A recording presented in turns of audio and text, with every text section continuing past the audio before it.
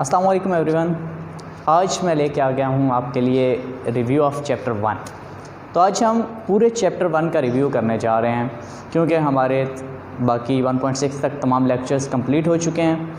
तो आज मैं आपको इम्पॉर्टेंट पॉइंट्स बताने जा रहा हूँ पूरे चैप्टर के कि इस पूरे चैप्टर में हमने क्या सीखा है, क्या पढ़ा है हमने आज तक। तो आइए देखते हैं। सबसे पहला जो पॉइंट हमने देखा था वो था order of matrices. Order of matrices हमने देखा था किस तरह से फाइंड आउट किया जाता है। किसी भी मैट्रिक्स का अगर हमने ऑर्डर लेना है तो उसके लिए हमने एक फार्मूला पढ़ा था, वो आपको रिव्यू करवा देता हूँ। वो क्या फार्मूला था? m बाई n,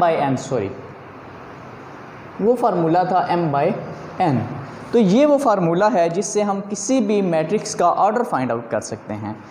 अब सवाल ये पैदा होता है कि इसमें n क्या है और m क्या है। तो बेसिकली m हमने कहा था नंबर ऑफ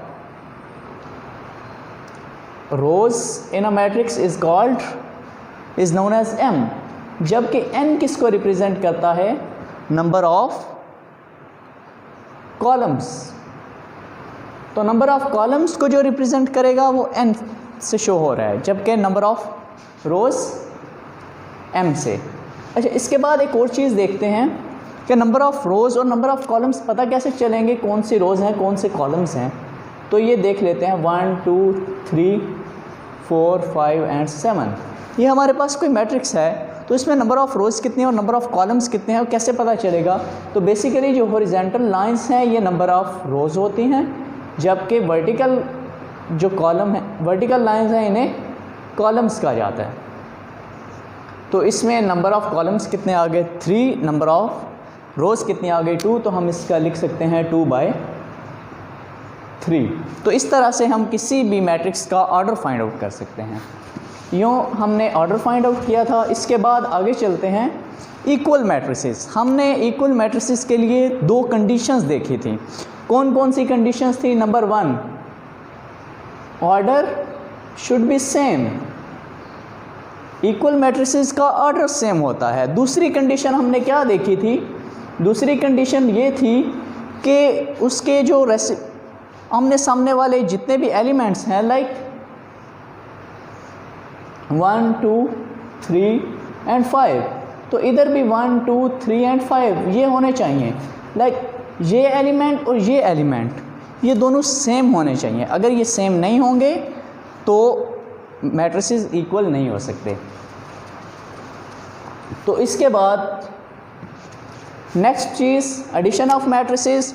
तो उसमें भी हमने देखा था कि एक एलिमेंट किसी भी मैट्रिक्स का लाइक 1 2 3 एंड 4, 1 3 4 एंड 5, तो ये 1 1 में ऐड होगा, 2 3 में ऐड होगा, इसी तरह से 3 4 में ऐड होगा। तो इस तरह से एडिशन ऑफ मैट्रिसेस मुमकिन है। अदरवाइज़ आप 1 को 3 से ऐड डायरेक्ट नहीं कर सकते। तो इस तरह से हमने कहा था कि ये एडिशन ऑफ मैट्रिसेस हो सकती है। उसके बाद ट्रांसपोज लेने का तरीका हमने कैसे सीखा था। ट्रांसपोज के बारे में हमने कहा था इसे T से रिप्रेजेंट किया जाता है। किसी भी मैट्रिक्स पे या किसी भी उसके सिंबल पे अगर हम T पुट कर दें तो इसे क्या कहते हैं? उसका हम ट्रांसपोज ले रहे हैं। तो ट्रांसपोज हम लेते कैसे हैं? नंबर ऑफ़ रोज़ को, जो रोज़ हैं उन्हें कॉलम्स में चेंज कर देते हैं और कॉलम्स को किस में चेंज कर देते हैं? रोज़ में। तो रोज़ को कॉलम्स में और कॉलम्स को रोज़ में चेंज करने को ट्रांसपोज कहते हैं। जबकि मल्टीप्लिकेशन ऑफ मैट्रिसेस के बारे में हमने काफ़ी डिटेल में बात की थी और हमने कहा था कि मल्टीप्लिकेशन उसी वक्त मुमकिन होगी जब पहले मैट्रिक्स के नंबर ऑफ़ कॉलम्स दूसरे मैट्रिक्स के नंबर ऑफ़ रोज़ के बराबर होंगे, तभी मल्टीप्लिकेशन मुमकिन होगी। और उसमें हमने कहा था n बाई m।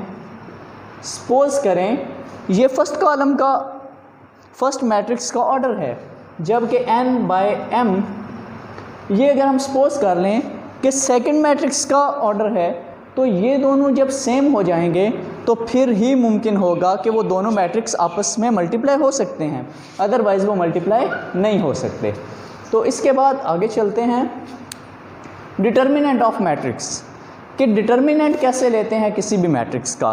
तो उसके बारे में हमने बात की थी कि किसी भी मैट्रिक्स का अगर हमने डिटर्मिनेंट लेना है a b c and d, तो उसके लिए हमारे पास एक फार्मूला है। पहले हम लाइनें सीधी कर देंगे उस मैट्रिक्स की, उसके बाद ए को डी से मल्टीप्लाई, फर्स्ट एंड फोर्थ को मल्टीप्लाई करेंगे, दरमियान में माइनस लगाएंगे फार्मूले का, सेकंड और थर्ड को आपस में मल्टीप्लाई करेंगे। तो जब ये मल्टीप्लिकेशन हो जाएगी, इसके बाद जो हमारे पास सॉल्यूशन आएगा वो हमारा डिटर्मिनेंट की वैल्यू होगी। अच्छा, डिटर्मिनेंट की बेसिस पर हमने बात की थी सिंगुलर और नॉन सिंगुलर मैट्रिक्स की, कि सिंगुलर मैट्रिसेस क्या होते हैं और नॉन सिंगुलर मैट्रिसेस क्या होते हैं। तो सिंगुलर के बारे में हमने कहा था कि जब भी किसी भी मैट्रिक्स के डिटर्मिनेंट की वैल्यू 0 आ जाए तो उसे हम सिंगुलर मैट्रिक्स कहेंगे, जबकि अगर किसी डिटर्मिनेंट की वैल्यू 0 नहीं आती तो उसे हम नॉन सिंगुलर कहेंगे। A determinant is not equal to 0, then it will be non-singular matrix. While on the other side, if the value of determinant of a matrix is equal to 0, then it will be singular matrix. So after this multiplicative inverse, तो multiplicative inverse किस तरह लिया जाता है इसके बारे में भी हमने बात की थी, और क्या कहा था कि एडजॉइंट, इसमें एक और नई टर्म यूज़ हुई थी मल्टीप्लिकेटिव इन्वर्स में, वो था एडजॉइंट ऑफ मैट्रिक्स। तो एडजॉइंट के बारे में हमने ये कहा था, जब किसी भी मैट्रिक्स का, फॉर एग्जांपल ए हमारे पास एक मैट्रिक्स है a b c and d, तो इसका हम एडजॉइंट लेना चाहते हैं तो हम किस तरह से लेंगे, इन दोनों की जगह चेंज करेंगे, ए और डी की first and fourth number element की हम जगह चेंज करेंगे डी ए, जबकि इन दोनों का हम सिंबल चेंज कर देंगे। तो इस तरह से हमारे पास जो मैट्रिक्स आएगा वो उसका एडजॉइंट होगा, एडजॉइंट ऑफ ए। तो इस तरह से हम एडजॉइंट फाइंड आउट कर सकते हैं। जबकि डिटर्मिनेंट हमने पहले से फाइंड आउट कर लिया, तो इन्वर्स के लिए हमारे पास एक फार्मूला आ गया था, वो ये था कि A inverse equal to adjoint of A over determinant of A. तो हम किसी भी अगर मैट्रिक्स का एडजॉइंट इन्वर्स लेना चाहते हैं तो हम क्या करेंगे, उसी मैट्रिक्स का एडजॉइंट लेंगे और उसको उसके डिटर्मिनेंट से डिवाइड कर देंगे। जब डिवाइड करेंगे तो उसके बाद हमारे पास इन्वर्स की वैल्यूज़ आ जाएंगी। और उसके अलावा हमने एक और बात की थी, वो बात हमने ये की थी कि कब पता चलेगा कि ये इन्वर्स पॉसिबल है या नहीं। तो ये पता करने के लिए हमारे पास एक आसान तरीका है कि सिंगुलर मैट्रिसेस का इन्वर्स पॉसिबल नहीं होता, जबकि नॉन सिंगुलर मैट्रिक्स का इन्वर्स पॉसिबल होता है। तो जिसका डिटर्मिनेंट नॉन ज़ीरो आ जाए उसका इन्वर्स पॉसिबल होगा, जिसका डिटर्मिनेंट ज़ीरो आ जाए उसका इन्वर्स पॉसिबल नहीं होगा। तो ये हमने बात की थी। इसके बाद नेक्स्ट और लास्ट टॉपिक जो 1.6 में हमने देखा था वो ये था कि linear equation solution of matrices. Linear equation solution किस तरह से किया जाता है मैट्रिसेस का। अगर हमें कह दिया जाए कि ये हमारे पास दो लीनियर इक्वेशन हैं, इनका सॉल्यूशन निकालो बाय मैट्रिसेस, तो हम कैसे करेंगे। उसके लिए हमारे पास दो चीज़ें थी।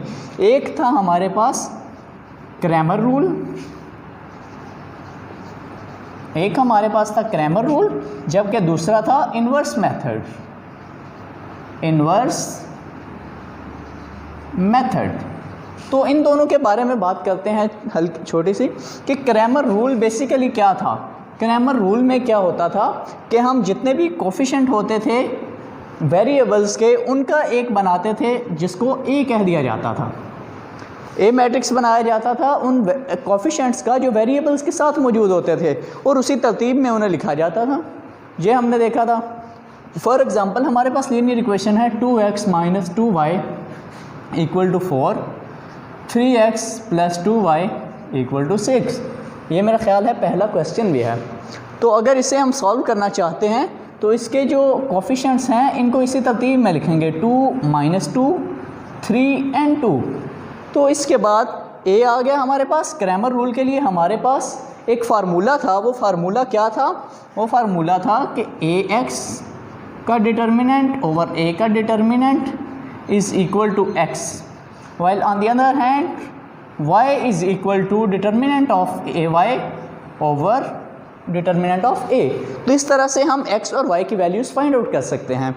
तो बेसिकली a हमारे पास आ गया। उसके बाद ax कैसे निकालेंगे, ये हमने देखा था कि ax किसके बराबर होता है, जब ये दोनों पॉइंट्स 4 और 6 इनको x वाली जो कोफिशेंट हैं उनकी जगह पे पुट कर दें, लाइक 4 and 6 -2 and 2, तो ये हमारे पास ax आ जाएगा। इसी तरह से ay कैसे फाइंड आउट करना है, ay फाइंड आउट करने के लिए ये 4 and 6 को इसकी जगह पे y के कोफिशेंट की जगह पे अगर पुट कर देते हैं तो हमारे पास ay आ सकता है।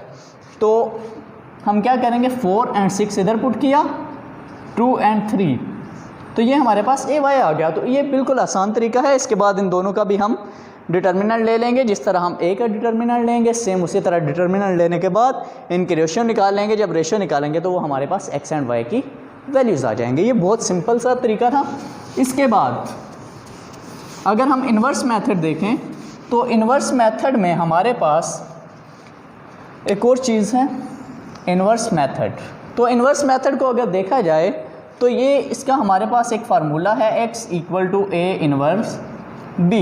तो a का तो हमें पता है कि कोई भी हम मैट्रिक्स बना सकते हैं, जैसे 2x - 2y = 4 and 3x + 2y = 6, यही हम इक्वेशंस ले लेते हैं। तो इसमें x हमारे पास क्या है, x बेसिकली जो हमारे कोफिशेंट यूज़ हुए हैं x और y, तो इन्हें हम एक मैट्रिक्स में रख देते हैं तो ये हमारे पास एक x मैट्रिक्स आ जाएगा। जबकि a मैट्रिक्स हमारे पास वही होगा जो हमने पहले बनाया, 2 - 2 3 and 2। लाइक उसी तरह से हम कोफिशेंट रख लेंगे वेरिएबल्स के, तो उन्हें हम a मैट्रिक्स कह सकते हैं। जबकि b मैट्रिक्स क्या होगा हमारे पास, b मैट्रिक्स हम रखेंगे 4 and 6 को, 4 and 6 ये हमारे पास b मैट्रिक्स आ जाएगा। तो एट द एंड हम क्या करेंगे, ये चीज़ें हमारे पास होंगी, a इन्वर्स फाइंड आउट कर लेंगे। a इन्वर्स फाइंड आउट करने के बाद उसको 4 and 6 से मल्टीप्लाई कर देंगे। जब हम इसे मल्टीप्लाई करेंगे तो ये हमारे पास x एंड y की कोई ना कोई वैल्यू आ जाएगी, ये किसी के बराबर लाइक 2 and 0 के बराबर आ जाएगा। तो x = 2 एंड y = 0। तो इस तरह से हम किसी भी मैट्रिक्स का, किसी भी लीनियर इक्वेशन का मैट्रिक्स के ज़रिए से सॉल्यूशन फाइंड आउट कर सकते हैं। तो ये बिल्कुल सिंपल था। ये फर्स्ट चैप्टर बहुत ज़्यादा इंपॉर्टेंट है, इसमें से काफ़ी सारे क्वेश्चन आते हैं जो कि मैं आपको बताता भी रहा हूँ, शॉर्ट क्वेश्चन बताता रहा हूँ। 1.6 में से एक लॉन्ग क्वेश्चन लाजमी आता है, 1.4 में से भी बताया था वो d इन्वर्स a इन्वर्स वाला, तो ये आपने देख लेने हैं। तो हमारा फर्स्ट चैप्टर मुकम्मल हुआ। तो अगर किसी का कोई भी क्वेश्चन हो तो प्लीज़ ज़रूर बताएं, कमेंट्स में बता दें, हमें मेल कर सकते हैं आप, हमारी मेल इसमें मौजूद है, तो आप हमारे बाकी लेक्चर्स भी देख सकते हैं। और एक चीज़ एंड पे कहना चाहूँगा कि प्लीज़ हमारे चैनल को सब्सक्राइब करें, वीडियोस को लाइक करें और अपने फ्रेंड्स के साथ शेयर करें, ताकि हमारी आने वाली वीडियोस आपको भी मिल सकें और दूसरे लोगों तक भी पहुँच सकें। Thank you so much. अल्लाह हाफ़िज़।